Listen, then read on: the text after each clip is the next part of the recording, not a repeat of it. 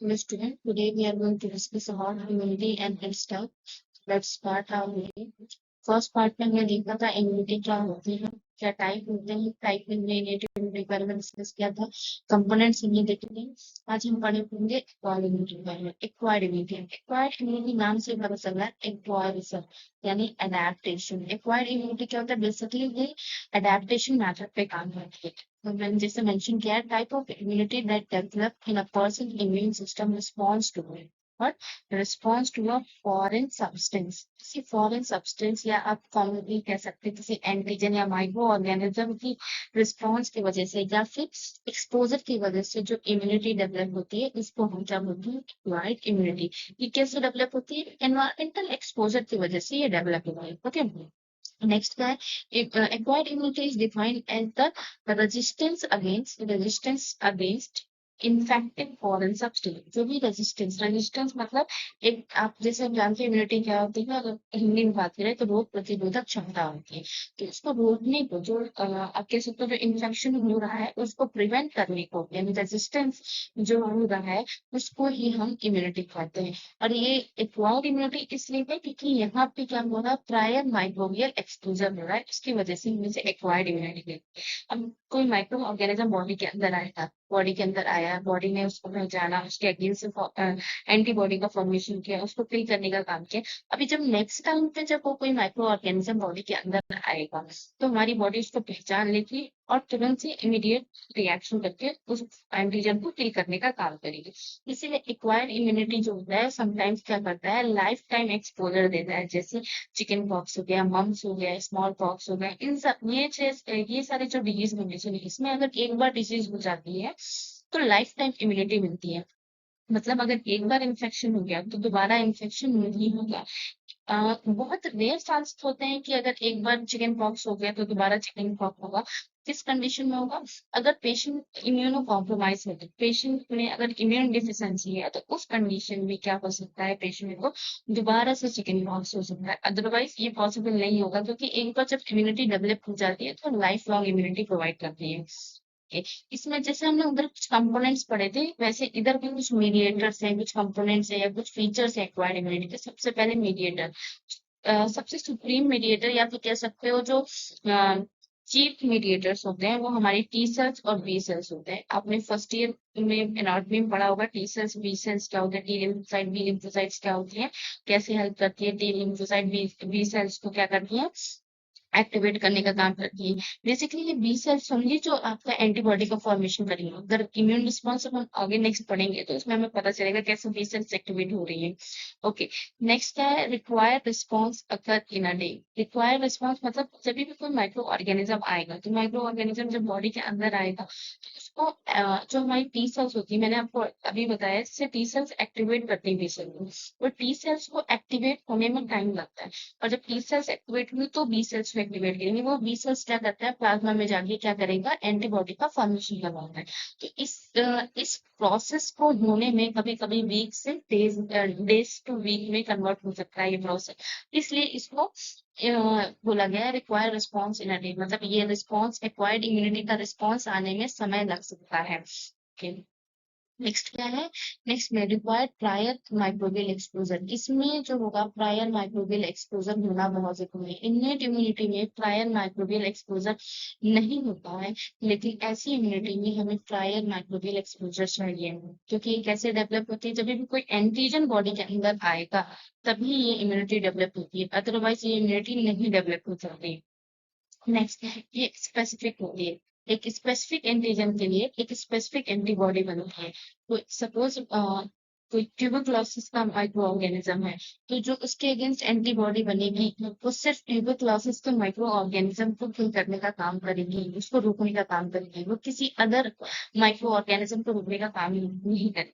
Okay, next, memory is present. Memory, अब यहाँ पे आप एक डाउट होगा, मेमोरी क्या है। मेमोरी प्रेजेंट का मतलब है कि जो हमारी सेल्स होती हैं, जो हमारा इम्यून सेल्स होती है, वो क्या करती है, एक तरह से मेमोरी डेवलप कर लेती है। मेमोरी कैसे डेवलप करती है, कोई भी एंटीजन जब अंदर आता है, बॉडी के अंदर आता है, तो जो हमारी जो जो सेल्स होती हैं, जो हमारी इम्यून सेल्स होती हैं, वो क्या करते हैं, उस पर्टिकुलर एंटीजन को क्या करते हैं, पहचान लेती हैं, उनकी एंटीजेनिक प्रॉपर्टी को पहचान लेती है और उस एंटीजेनिक प्रॉपर्टी को पहचान के अपने अंदर को इंफॉर्मेशन स्टोर कर रखती है। अभी आपको ये जानना है इसके फीचर में कि ये क्या करते हैं, इसमें जो हमारी एक्वायर्ड इम्यूनिटी होती है उसमें मेमोरी सेल्स प्रेजेंट होती है। आगे जब इम्यून स्कोप पड़ेगा ना तो ये और अच्छे से क्लियर होने लगा। Okay, next is type. Acquired immunity का क्या है, इनेट का कोई टाइप नहीं है बट एक्वायर्ड इम्यूनिटी का टाइप। एक्वायर्ड इम्यूनिटी को सबसे पहले एक्टिव इम्यूनिटी में क्लासिफाई किया गया है, दूसरा पैसिव इम्यूनिटी में क्लासिफाई किया है। एक्टिव इम्यूनिटी में नेचुरल एंड आर्टिफिशियल इम्यूनिटी में, पैसिव पैसिव इम्यूनिटी में क्या है, natural and artificial immunity present होती है। ओके, हाँ, एक्टिव इम्यूनिटी। अब एक्टिव इम्यूनिटी क्या होती है, एक्टिव इम्यूनिटी कब डेवलप होती है, जब भी कोई माइक्रो ऑर्गेनिज्म क्या होता है, कोई भी माइक्रो ऑर्गेनिज्म बॉडी के अंदर आता है, यानी आप जैसे तरीके में मैंने लिखा हुआ है यहाँ पे, exposure to a disease organism, ऐसा आप कह सकते हो कोई एंटीजन बॉडी के अंदर आ रहा है, हाँ, सुडैन को माइक्रो ऑर्गेनिज्म आ रहा है, कोई सब्सटेंस आ रहा है जो जो डिजीज कॉज कर सकता है, तो जब भी इसका एक्सपोजर होगा बॉडी के साथ तो ये इम्यूनिटी डेवलप हुआ है।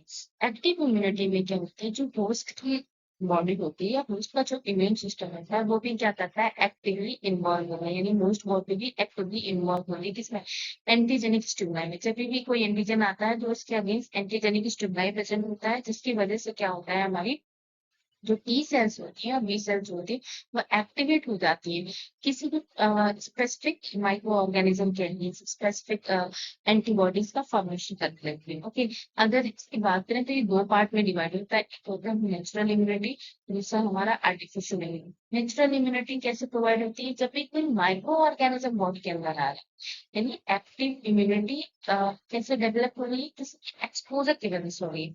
एक्सपोजर कैसा, अगर माइक्रो ऑर्गेनिज्म बॉडी के अंदर आए तो वो हो जाएगा हमारा नेचुरल इम्यूनिटी। अगर कोई इम्यूनोजेन जैसे वैक्सीन अगर रख रही है तो वो हो जाएगा हमारा क्या, आर्टिफिशियल इम्यूनिटी। ठीक, एक्टिव इम्यूनिटी कैसे होती है, जब कोई माइक्रो ऑर्गेनिज्म बॉडी के अंदर आता है। लेकिन आर्टिफिशियल क्या होता है, जब वैक्सीन लगती है, जब वैक्सीन लगवाते हैं, ये कैसा किस टाइप का इम्यूनिटी है, आर्टिफिशियल टाइप की इम्यूनिटी होती है। ओके, नेक्स्ट इज आती है पैसिव इम्यूनिटी। पैसिव इम्यूनिटी जैसे हमने देखा एक्टिव इम्यूनिटी दो टाइप होता है, वैसे यहाँ पैसिव इम्यूनिटी में दो टाइप प्रेजेंट होता है। ठीक, एक नेचुरल इम्यूनिटी, एक हो गया हमारा आर्टिफिशियल पैसिव इम्यूनिटी, तो नेचुरल पैसिव इम्यूनिटी और आर्टिफिशियल इम्यूनिटी। ओके, अब दोनों का मतलब क्या है, उधर भी हमने नेचुरल देखा और क्या देखा, आर्टिफिशियल देखा। इधर नेचुरल आर्टिफिशियल का यहाँ डिफरेंस है दोनों में, वहाँ पे भी डिफरेंस है। उधर हमने देखा था कि जो नेचुरल टाइप की थी वो किससे मिल रही थी, किसी माइक्रो ऑर्गेनिज्म के एक्सपोजर से, और आर्टिफिशियल कैसे हुई थी, वैक्सीन से। यहाँ पे क्या होगा, जो इम्यूनिटी मिली, नेचुरल पैसिव इम्यूनिटी मिली, वो कैसी इम्यूनिटी हुई, आईजीजी एंटीबॉडी इम्यूनिटी होगी, मतलब ये पहले से ही ये डायरेक्टली इसमें किसी कह सकते हैं डायरेक्टली यहाँ पे क्या हो रहा है, एंटीबॉडी ट्रांसफर हो रही है, कैसे, mother to foetus across the placenta. Placenta आप जानते होंगे, प्लेसेंटा एक एंडोक्राइन ऑर्गन है जो डेवलप होता है, टेम्पररी डेवलप होता है ड्यूरिंग प्रेगनेंसी। तो मदर से बच्चों में इम्यूनिटी ट्रांसफर, जो बच्चे में ग्रोइंग फीटस उसमें जो इम्यूनिटी ट्रांसफर होती है वो आईजीजी इम्यूनिटी ट्रांसफर होती है। आईजीजी डायरेक्टली यहाँ पे क्या होता है, एंटीबॉडी ट्रांसफर होता है। आर्टिफिशियली क्या कर रहे हैं हम, यहाँ पे बॉडी को इम्यूनिटी प्रोवाइड कर रहे हैं। तो आर्टिफिशियल जो इम्यूनिटी कैसे प्रोवाइड हो रही है, डायरेक्टली हम क्या कर रहे हैं, यहाँ पे इम्यूनोग्लोबुलिन्स को कह सकते हैं, या इम्यूनोग्लोबुलिन्स क्या होगी, पास ऑन होगी दूसरे जनरेशन में। ठीक, आर्टिफिशियल का मतलब हमने क्या किया, आर्टिफिशियल तरीके से इम्यूनोजेन लगा दिया, इम्यूनोग्लोबुलिन्स लगा दिया। इधर तो नेचुरल पे से जा रहा है, इधर क्या हो रहा है, आर्टिफिशियल, जैसे हमने ट्रांसप्लांट कर दिया। ठीक है, तो बोन मैरो ट्रांसप्लांट कैसे होगा, एक ऑपरेशन के थ्रू बोन मैरो ट्रांसप्लांट करते हैं तो उस वैसे कैसे इम्यूनिटी प्रोवाइड हुई है, वैसे उसमें इम्यूनिटी प्रोवाइड हुई है कि जैसे कोई इंडिविजुअल है, उसकी इम्यूनिटी बहुत अच्छी है, उसकी हम बोन मैरो, आपको पता है बोन मैरो में ही हमारे ब्लड का फॉर्मेशन होता है और ब्लड में ही एंटीबॉडी का फॉर्मेशन होता है। तो वहीं पे एंटीबॉडी प्रेजेंट है, किसी में ऑलरेडी एंटीबॉडी फॉर्मेशन है जिसका एंटीबॉडी फॉर्म हो चुका है, उसका एंटीबॉडी अगर उसका बोन मैरो हम किसी अदर पर्सन में डालेंगे तो उसकी भी एंटीबॉडी क्या हो जाएगी, स्ट्रांग हो जाएगी। या फिर रेबीज का जो हमारा इम्यूनोग्लोबिन है, अगर रेबीज का इम्यूनोग्लोबिन हमने डायरेक्टली किसी को लगा दिया तो उससे क्या होगा, उसको भी इम्यूनिटी प्रोवाइड करेगी। नेक्स्ट क्या है, एक टर्म आता है हर्ड इम्यूनिटी। ये इम्यूनिटी अक्सर हम लोग इम्यूनिटी पढ़ते हैं तो हमें लगता है इंडिविजुअल होस्ट की इम्यूनिटी होती है, बट नहीं, हर्ड इम्यूनिटी का मतलब होता है जब कि कोई कम्युनिटी या एक ग्रुप ऑफ पीपल जब किसी पर्टिकुलर डिजीज या पैथोजन के अगेंस्ट इम्यूनिटी डेवलप कर लेते हैं, इसको हर्ड इम्यूनिटी कहते हैं। बेसिकली ये कम्युनिटी में इम्यूनिटी यूज होता है, कॉम्पिटेटिव लेवल का ये है। तो ये जब ओवरऑल इम्यूनिटी किसी एक पर्टिकुलर कह सकते हो डिजीज या माइक्रो ऑर्गेनिज्म के अगेंस्ट जब इम्यूनिटी डेवलप हो जाती है तो इसे हर्ड इम्यूनिटी कहते हैं। Next, immune response.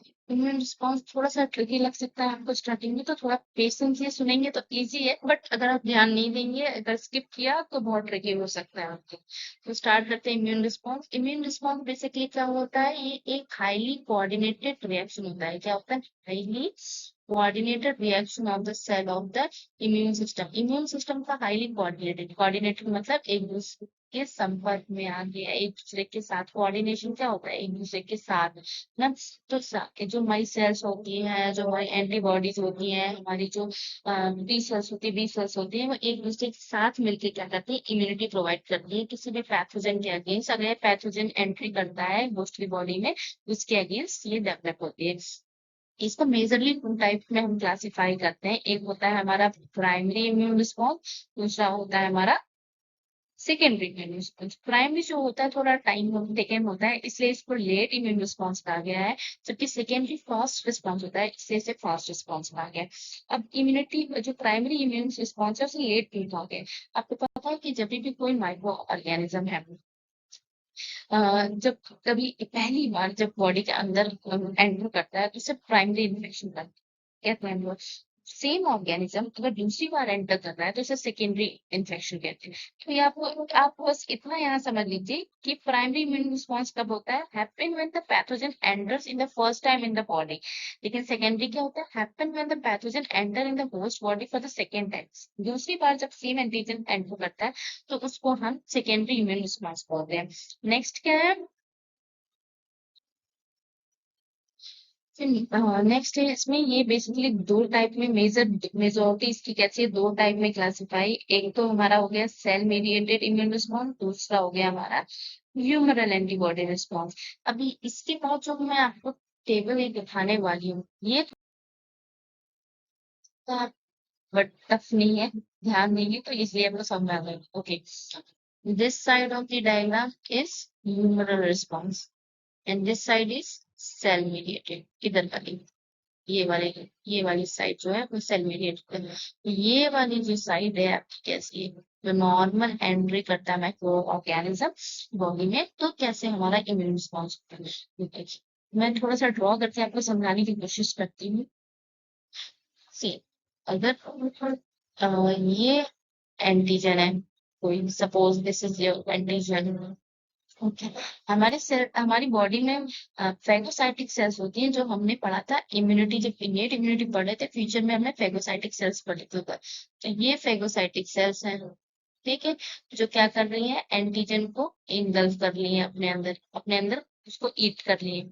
तो जब कोई भी फेगोसाइटिक सेल किसी एंटीजन को ईट कर लेती है तो वो कैसे कहलाने लगती है, वो कहलाने लगती है एंटीजन प्रेजेंटिंग सेल। क्या कहने लगती है, एंटीजन प्रेजेंटिंग सेल, ऐसी सेल्स जो एंटीजन को प्रेजेंट कर रही है।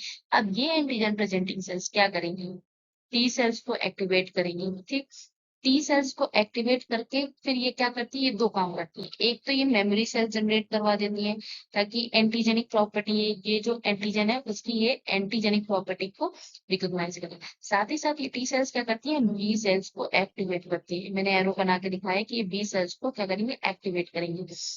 ये बी सेल्स क्या करेंगी, प्लाज्मा में आके प्लाज्मा में एंटीबॉडीज का फॉर्मेशन कराएंगी और वहां पे मेमोरी को स्टोर कर लेंगी। वहां पे भी मेमोरी स्टोर का मतलब है बेसिकली जो यहाँ पे ये एंटीजन है, ये जो एंटीजन है इसकी एंटीजेनिक प्रॉपर्टी को पहचानना, ये जो एंटीजन है उसकी एंटीजेनिक प्रॉपर्टी को पहचानने को ही होता है मेमोरी जनरेशन या मेमोरी सेल। ये पहचान लेती है कि बेसिकली ये एंटीबॉडी है, ठीक है, ताकि नेक्स्ट टाइम अगर ये एंटीजन बॉडी के अंदर दोबारा आता है तो जो हमारी बॉडी है वो इजिली पहचान ले कि ये एंटीजन आ चुका है और डायरेक्टली क्या करेंगे, एंटीबॉडी को फॉर्मेशन करा सके, प्रोडक्शन करा सके। ये तो हो गया हमारा नॉर्मल बात कि अगर एक बार फर्स्ट टाइम अगर कोई आएगा तो ये वाला स्टेप होगा। अगर सपोज कोई फ्री एंटीजन आ रहा है या फिर एक बार ये हो चुका, दोबारा से कोई एंटीजन आ रहा है, तो दोबारा से जब एंटीजन कोई आएगा, मेमोरी सेल पहले से बनी हुई है, अब ये मेमोरी सेल डायरेक्टली कोई एंटीजन आया तो सीधे ये वाली प्रोसेस हो। अगर ये सेम एंटीजन दोबारा आ रहा है, क्या आ रहा है, सेम एंटीजन दोबारा आ रहा है, तो ये प्रोसेस फिर नहीं होगी। क्यों नहीं होगी? क्योंकि यहाँ पे मेमोरी सेल बन चुका है। तो ये प्रोसेस ना होकर सीधे मेमोरी सेल बनेगी और ये मेमोरी सेल्स क्या करेंगी, बी सेल्स को एक्टिवेट कर देंगे और प्लाज्मा से एंटीबॉडी का फॉर्मेशन करा देंगे। ठीक। लेकिन हम ये मान के चलते हैं कि मान लीजिए कोई फ्री एंटीजन आ गया। फ्री एंटीजन का मतलब, यहाँ पे फ्री एंटीजन का मतलब होता है, मान लो कोई एंटीजन का कोई पार्ट हो गया, जैसे जिसमें हम एंटीजन पार्ट का आप कह सकते हैं सेल वॉल हो गया या कोई जेनेटिक मटेरियल हो गया, पूरा पूरा एंटीजन नहीं आएगा, या फिर कह सकते हो जो लाइव एंटीजन है वो नहीं रहेगा। हो सकता है एंटीजन का फ्लैजिला आ गया, तो फिर हमारी बॉडी कैसे करेगी? अब एंटीजन का फ्लैजिला आ गया तो वो हार्म नहीं है, वो बॉडी के लिए हार्म नहीं है, बट वो क्या है, फॉरेन पार्टिकल है। तो इसकी जरूरत नहीं पड़ेगी, इन सारी चीजों की जरूरत नहीं पड़ेगी। क्यों नहीं पड़ेगी? क्योंकि माइक्रोफेज जरूरत नहीं पड़ेगी, क्योंकि ये जो पर्टिकुलर माइक्रो ऑर्गेनिज्म है, ये इस कंडीशन में, फ्री एंटीजन की कंडीशन में बॉडी में कोई पैथोजेनिक एक्टिविटी नहीं करेगा। तो डायरेक्टली क्या करेंगी, जो हमारी बी सेल्स है ये बॉडी के अंदर आया और ये क्या हो जाएगा, यहाँ हमारी बी सेल्स होंगी हमारी एक्टिवेट हो जाएंगी। ये बी सेल जब एक्टिवेट हो जाएंगी तो यहाँ से क्या होगा, प्लाज्मा से एंटीबॉडी का फॉर्मेशन होने लगेगा, या फिर कह सकते हो एंटीबॉडी का प्रोडक्शन होने लगेगा। Okay. On the other hand, अगर हम सेल मीडिएटेड की बात करें, इसको थोड़ा सा इरेज कर दे, ये थोड़ा विजिबल हो जाएगा, ज्यादा मेसी लग रहा होगा।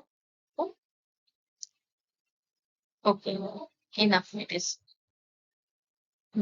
अब सपोज कोई एंटीजन इनसाइड द सेल है, मतलब ये सेल है, सेल के अंदर क्या है, ये काम नहीं कर रहा है। चलिए, सपोज ये सेल है, इसके अंदर कोई एंटीजन प्रेजेंट है, इस सेल के अंदर कोई एंटीजन प्रेजेंट है, तो ये एंटीजन आ गया। चलो, फिर क्या होगा, जैसे ही ये सेल के अंदर एंटीजन प्रेजेंट होगा, अब ये तो सेल के अंदर है, ठीक, तो अब क्या होगा, डायरेक्टली यहाँ से क्या होगा, एक्टिवेट हो जाएगा साइटोटॉक्सिक। यहाँ जो टी हेल्पर सेल है, एंटीजन अब प्रेजेंटिंग सेल्स नहीं होंगी, क्योंकि डायरेक्टली ये क्या है, यहाँ पे एंटीजन प्रेजेंटिंग सेल्स की जरूरत पड़ रही थी, क्योंकि यहाँ पे माइक्रोफिक्स नहीं होगा। ये एंटीजन सेल के अंदर प्रेजेंट है, कहाँ प्रेजेंट है, सेल के अंदर ही प्रेजेंट है। इसलिए टी हेल्पर सेल एक्टिवेट होके क्या करेगी, साइटोटॉक्सिक एक्टिवेशन स्टार्ट करेगी। साइटो मतलब सेल, टॉक्सिक मतलब पॉइजन, तो सेल के लिए जो पॉइजन होगा वो उसको एक्टिवेट करने का काम करेगी। जैसे ही वो एक्टिवेट होगा, वो पर्टिकुलर जो इन्फेक्टेड सेल है वो क्या हो जाएगी, किल हो जाएगी या डैमेज हो जाएगी। वो वाला हम लोग क्या देखेंगे, कोई भी एंटीजन जो बॉडी के अंदर आता है तो माइक्रोफेजेस होता है। एंटीजन उस पर्टिकुलर सेल को एंटीजन प्रेजेंटिंग सेल कहते हैं, और टी हेल्पर सेल होती हैं। टी हेल्पर सेल क्या करती है, बी सेल्स को एक्टिवेट करती है और प्लाज्मा से एंटीबॉडी का फॉर्मेशन कराती है। साथ ही साथ यहाँ मेमोरी बनती है। जब सेकेंडरी टाइप में इंफेक्शन होगा तो ये मेमोरी सेल दोबारा से एक्टिव हो जाएंगे और उस एंटीजन को डिटेक्ट करके डायरेक्टली एंटीबॉडी का फॉर्मेशन करवा देंगे। यहाँ पे उस साइड में अगर सेल मीडिएटेड इम्यून रिस्पांस की बात करते हैं तो एंटीजन कहाँ है, सेल के अंदर प्रेजेंट है। तो यहाँ पे जो टी हेल्पर सेल है वो क्या करेगा, सेल साइटोटॉक्सिसिटी को एक्टिवेट करेगा। यहाँ पर साइटोटॉक्सिक जो केमिकल है या मीडिएटर है वो क्या करेगा, जो इन्फेक्टेड सेल है उसको किल करने का काम करेगा। एट द एंड पे एंटीजन क्या हो जाएगा, किल हो जाएगा। सो ये हमने पूरा देखा किसके बारे में, ये हमने देखा इम्यून रिस्पॉन्स के बारे में। इम्यून रिस्पॉन्स क्या क्या होता है, क्या क्या होता है। यहाँ पे हमारा एंटीजन सॉरी इम्यूनिटी यहाँ पे फिनिश हो जाती है। नेक्स्ट वीडियो में हम क्या बात करेंगे, हाइपर सेंसिटिविटी के बारे में बात करेंगे।